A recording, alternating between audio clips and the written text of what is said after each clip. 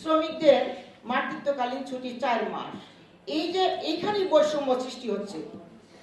তাহলে এই যে একটা দেশে একইভাবে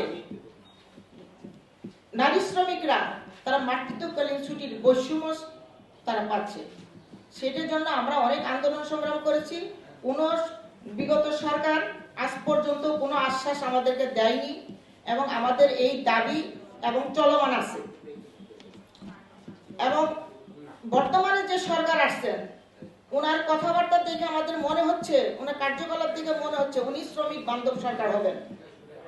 এবং উনি যে ফ্যামিলি কার্ড, কৃষি কার্ড এগুলো যে শুরু করছেন, সেই সুবাদে আমরা বর্তমান সরকারের কাছে আমরা দাবি জানাচ্ছি যে শ্রমিকের জন্য রেশনিং ব্যবস্থা চালু করা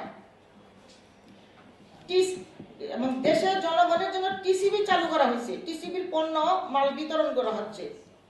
তা আমরাও আশাবাদী আমাদের গার্মেন্টস সেক্টরে শ্রমিকের জন্য এই রেশনিং কথাটা যদি চালু করেন সেটা আমরা প্রত্যাশা রাখছি।